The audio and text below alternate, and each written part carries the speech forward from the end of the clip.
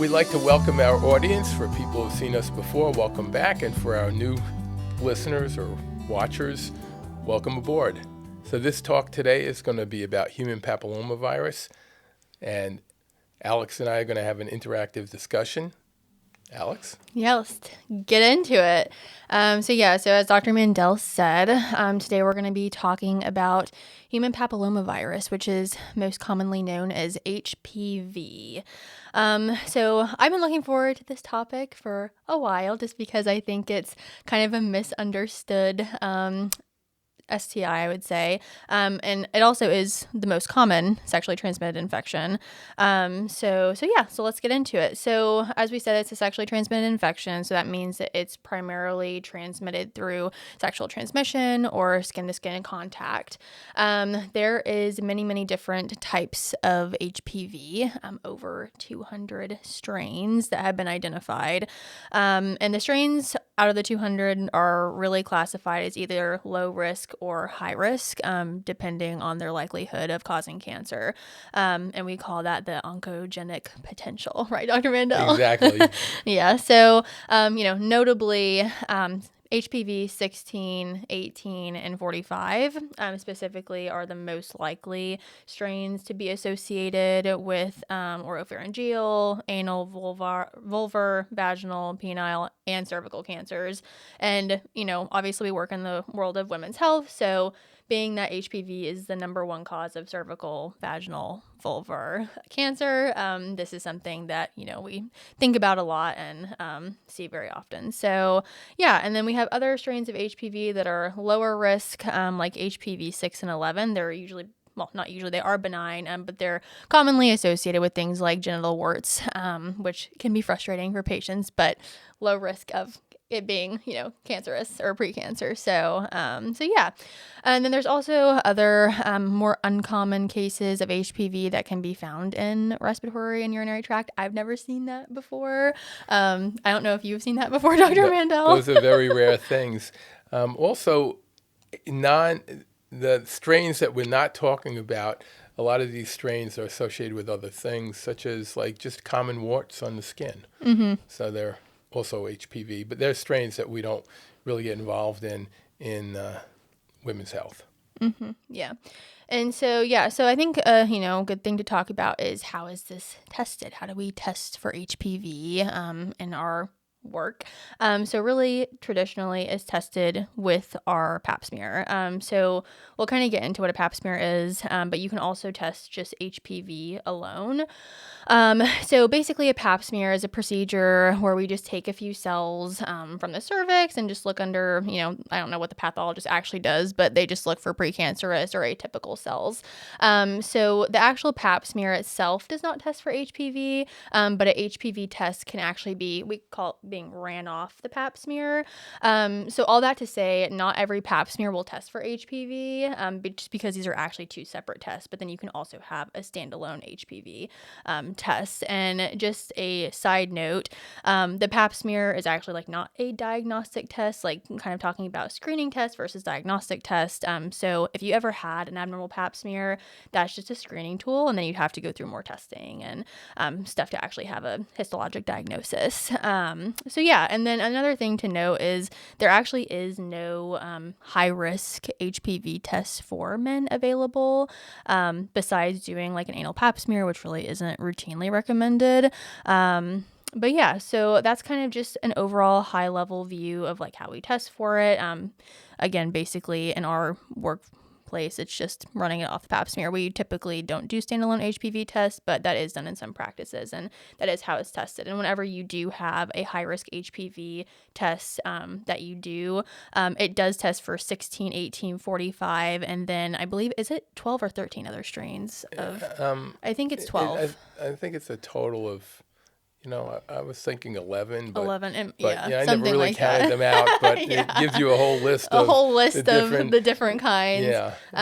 But yeah, and again, the other high risk strains that are not 16, 18, and 45, they still have the potential to turn into precancerous and cancerous cells, but much less likely than HPV 16, 18, and 45. So that's why they actually do genotype typically the higher risk strains. Yeah, like only the 16 higher risk Only strains. the higher risk strains, So yeah. some labs will do like an HPV test, and what they'll just say high risk strains, and they don't separate out the 16, 18, and 45, which I don't really necessarily like when they don't separate them out, because somebody who has 16, 18, or 45 is at much higher risk for developing cervical cancer down the line. And so to me, they should be surveilled probably more carefully than somebody who has one of the other high-risk strains, but they're really not that high risk. I'd probably call them intermediate risk. Intermediate risk. That's a good way to put it. Yeah.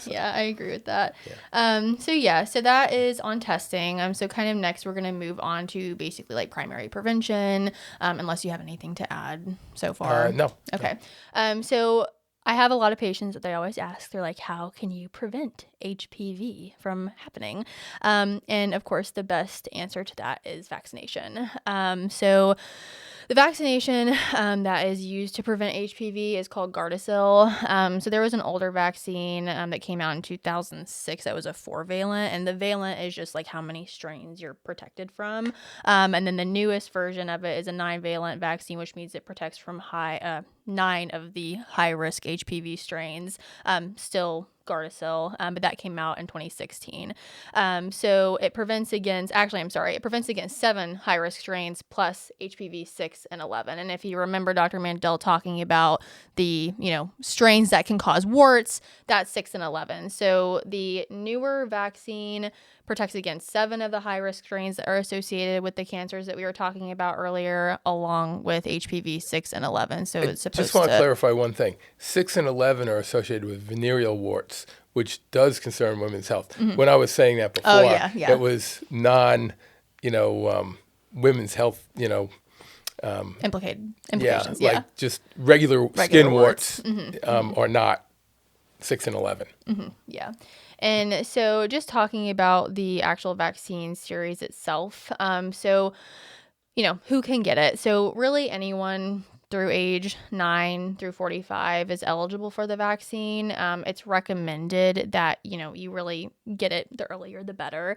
And depending on how old that you are when you get it, you'll have a different dosage, I would say. So through 9 years old to 14 years old. So basically if you're, before the age of 15, it's a 2-dose series. So you'll get one and then you'll get another vaccine either 6 to 12 months later. And then the 3-dose series is for people who initiate the vaccine after the age of 15 years old, or if you're immunocompromised. And so again, that would be, a vaccine initially, and then another one 1 to 2 months later, and the other one about 6 months later.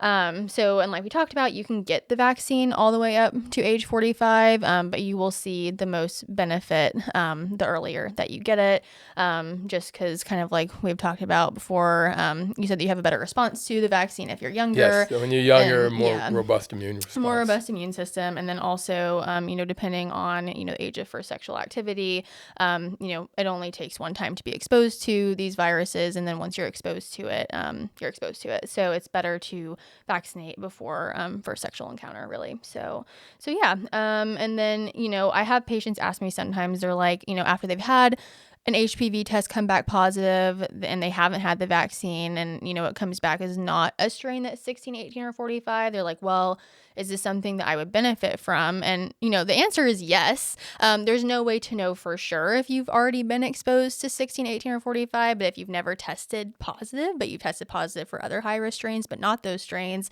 getting the vaccine could potentially protect you from those strains. But then again, just because you haven't tested positive for it doesn't mean that you haven't been exposed to it, and that it's not dormant in your immune system, basically. Yeah. So the vaccination won't make an HPV strain that you have go away. Yeah. It will only protect you from strains you haven't encountered before. So it's because we don't know particularly what strains on the test somebody would have if they tested positive. It is recommended to get the vaccination even if you have HPV. And the vaccination really is a very safe vaccination. It's been around for a long time. And I have not really come across any long-term risks to patients. And I've had people have concerns about like fertility. Mm-hmm. If anything, the vaccination is going to help protect you on a fertility basis, because if you have to be treated, a lot of the treatments involve, say, like a loop electrical excisional procedure for, not for just HPV, but HPV with an abnormal cells. Dysplasia or precancerous cells would involve a loop electrical excisional procedure where part of the cervix is removed, and the bigger concern about that is preterm birth. It's like complications for in pregnant pregnancy. women. Yeah. So if anything, don't feel like the vaccination is going to harm your fertility. If anything, it will help you be able to deliver a healthy baby. Mm-hmm. Yeah. And I know you had talked about, the vaccine being around for a long time, which, obviously I think it was 2006, I said. So that's 20 years. But there was actually a 2-valent vaccine that we didn't mention that was available before that. I just mentioned the Gardasil just because it's the same. Yeah. There was another vaccination, and it came out around the same time as the Gardasil, because the Gardasil took care of 4 strains, in other words, only 2 strains. Yeah. It wasn't much competition. Most people looked at it and said, why not get the benefit of all 4 strains? Right. Yeah. And so another thing with the vaccine, it is meant for both men and women. Yes. So I've had people ask me that before. It's like, can men get this vaccine? It's like, yes, because even though there is really no like routine screening for men like there is for women with like specifically high risk HPV, men still do contract it and transmit it. So it is right. Like you mentioned, it can affect the oral cavity. It can affect the anal area, so you have colorectal and penile cancer. Penile cancer, of course. And those not the penile part, but those cancers affect both men and women. Mm-hmm. So there's definitely benefit for both sexes to be vaccinated, and also, if you don't want to transmit it to somebody else. So if you never get it, you will never transmit it to somebody else. So that's a big part of prevention in the population. Right. And then just a brief note on the vaccine's efficacy, and this is a quote straight from the CDC, basically saying that all the HPV vaccines have been found to have high efficacy, close to 100% for prevention of the vaccine type, which is like the strains that, it's protecting you against related persistent infection, neoplasia, and adenocarcinoma, which is cancer. So just a little note about that, but that it is very effective whenever you take it, like in the recommended time frame. Of course, the older that you get, the less effective it becomes, but within, the window of getting it younger, then the more likely you are to be protected from those things. So yeah. And then anything to add to that, Dr. Mandel? No, that was good. Just moving on to treatment. So this kind of gets a little tricky just because once you actually contract the virus, there really is no treatment to definitively clear it. Of course, primary prevention is kind of the best way to prevent this and its sequelae. But once you contract it, then things that we can do to help are really one other thing we didn't mention about prevention is condoms. So condoms, so if you're sexually active and especially if you don't know your partner well, even if you know them well, you're not going to know whether they have HPV, so it's probably a good idea to use condoms to protect yourself against HPV. It's always a good idea. It's always a good idea to use condoms. But besides that, there are supplements available to kind of help fight the HPV virus. Ones that we particularly like to use in practice is called Pervistop, and just kind of a brief note of what's in it. So you have the 200 milligrams of green tea extract. You have 0.4 milligrams of folic acid, 1 milligram of vitamin B12, and 50 milligrams of hyaluronic acid. So I like this supplement because there actually are a few small clinical trials. Like there's no large, robust studies on this yet, but there is a few small clinical trials that did show very, very promising results. And the latest one was actually released in May of 2025 this year. And we'll actually just put that link in the description below if you guys are interested to look at it. And then other things that we recommend are doing vitamin D. I think that you typically recommend doing 4,000 IU per day. Yeah, from an immune point of view, I think for most people. If this goes back to our previous discussions about normal and optimal. If you get your vitamin vitamin D level tested, normal is 30 to 100.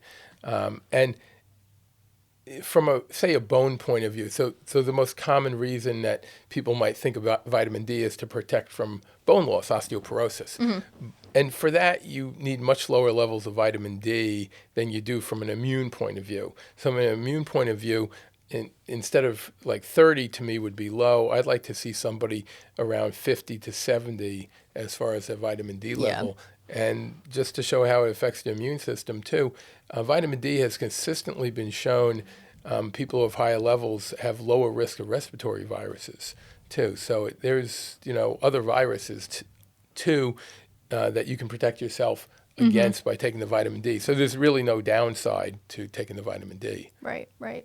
And then the last option that I wanted to just briefly discuss was the Papillex. And the reason why I wanted to talk about this was because of the, I'm going to botch this name, the reishi mushroom extract. Yes. So this supplement, it is on Amazon just like Pervistop is. There's no clinical trials with this, but there is data on this specific mushroom extract. There was a very, very small trial on using something called, let's see if I can get this right, goodness. Activated hexose correlated compound. I think you did it right, yeah that sounds right. Which is an extract from the mushrooms. And it was a small trial based, I think it was out of Boston, maybe 10, 15 years ago, where they gave people with HPV, and they had good results, but it was only on 15 people. Mm-hmm. So, and they never pursued it any further. So it's, thought to be helpful, but there's, I would say, far from proven. Mm-hmm, mm-hmm. But yeah, all that to say, it's a good option. I would prefer the Pervistop over Papillex, but Papillex is a little cheaper, but there is no clinical trials on the actual supplement. And there's nothing to say if somebody wanted to use them both. That would hurt anything. Yeah. But we're not giving out medical advice. Yeah. This is just our opinion. True.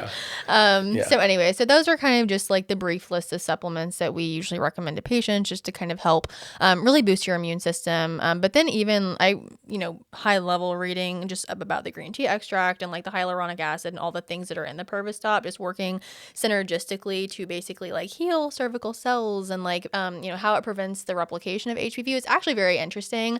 I couldn't quote anything off the top of my head because it was very complex. But there was a method behind the supplements together, right, if that makes sense. Yeah. So all very interesting things. Obviously, we need more large-scale studies, which hopefully, it's a newer thing. So I feel like we will probably get there, but just not right now. But again, it's all healthy things to take.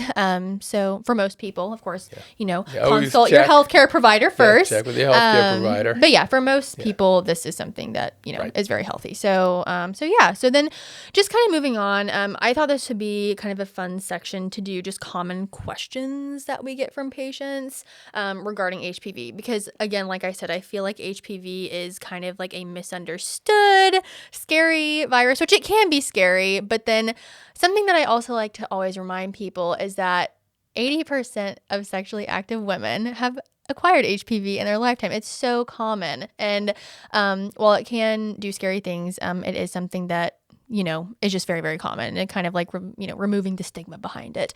So yeah, let's just kind of get into a few questions that I personally have gotten from patients, and we can talk about them. Okay, the first one is, can I actually get rid of the virus? And does a negative test mean that I no longer have the infection? So, can you get rid of the virus? That's a difficult thing to say or prove. And a negative test doesn't prove you've gotten rid of it. I've had patients who say had their last sexual activity was 20 years earlier. They've had Pap smears and been tested, and they've been HPV negative, and suddenly, they're much older and they get a positive HPV test. Well, clearly that indicates there's dormancy to this virus. Mm-hmm. So I wouldn't say there's any way to prove anybody's gotten rid of it, because I don't know of any test to check for whether it's lays dormant. Exactly. So I would just assume if you had it, you probably have it. But your body's immune system can keep it in check. And that's one of the things that happens with all sorts of infections that we get. As humans, we get exposed to things, and our body's immune system keeps things in check. Even cancer cells in our body, all of us have cancer cells in our body, and our immune system gets rid of those cancer cells so we don't get, clinical cancer. But so our immune system is a fantastic thing, and your immune system will keep it away. Keeping yourself healthy is your best bet for having a healthy immune system. So that means not being overweight, not having insulin resistance, because high sugars will interfere with immune function. And exercise. So all of those lifestyle things have a role in helping our immune system. Yeah. So to summarize that, there's actually no way that you can really know if you get rid of the virus. So, and a negative test does not mean that you don't have it. So if you've had it before, it's best to just kind of act like you have it, with condom use and coming in for your regular screenings to keep an eye on things. Right? Yes. Okay. And so the next question is, we kind of talked about this briefly, but it was transmission to new partners. And do I need to tell my new partner that I have HPV? Yes, that is a very common question. Yes. And there are a lot of nice people there who don't want to infect other people, so. Yeah. So my recommendation is to tell your partner that, this is something that you've had or test positive for. And then like we already talked about, condom use is really the most effective way once you have it to prevent the transmission to your new partner. Right. So then anything to add to that? Yeah. Just the more partners you have, the more likely you're going to be exposed to it. So it's something you have to consider in your life. And then moving on. So does having a high-risk strain of HPV mean that I have cervical cancer? So no, it doesn't mean you have cervical cancer. So a high-risk strain means you're at higher risk for developing cervical cancer. So we would encourage people with a high-risk strain to make sure they get regular, at least yearly, Pap smears. Yeah. Very good. And then last but not least, can I still test positive for HPV after receiving the vaccine? Yes. Which is very, very frustrating for many, many people. And we kind of touched on it earlier. Of course, like the earlier in life that you get the vaccine, the more likely it is to be effective at, preventing you from acquiring certain strains. But even if you have your vaccines in a timely manner, the vaccine only covers 7 of which I must have looked up, the 12 high-risk strains. So there's 12 high-risk strains of HPV. So even if you are protected from those 7 high-risk strains, it's missing 5 strains that could cause your high-risk HPV test to be positive, which can be very confusing for a lot of people because I've even had patients tell me, they're like, that's so confusing. Like, I've had all my vaccines. Like, why is this testing positive? But, I mean, it makes sense. So if you've had the vaccine, you're, covered on these 7 strains, but there's still 5 that could come back positive on your test. And if you're listening to this and you have children, getting your children vaccinated prior to sexual activity is your best bet to protect them against all strains, because as we said earlier, once you have or infected by a strain, the vaccination doesn't do anything for that strain. It will just protect you from other strains. So that's one of the reasons why getting a 9-year-old vaccinated is probably a good idea.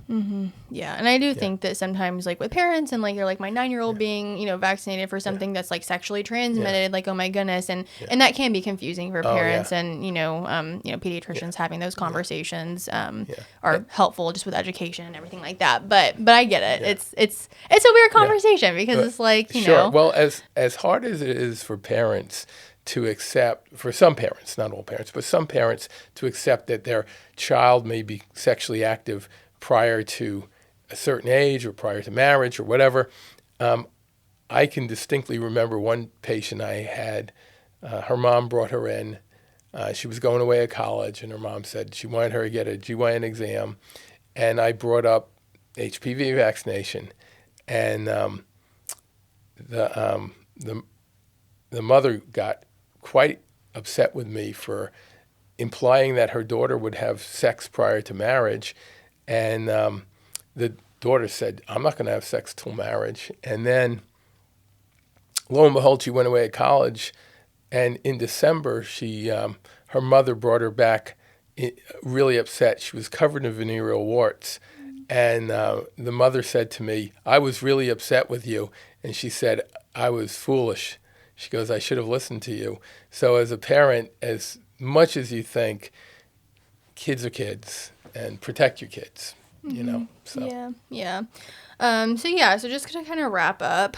So basically a summary of today's episode. So, HPV, it's very common. It's the most common STI spread by sexual and skin-to-skin contact. It's the number one cause of cervical, vaginal, vulvar, oropharyngeal, penile, anal cancers, which is very scary. And it's really cool that we actually do have a vaccine that can help prevent that.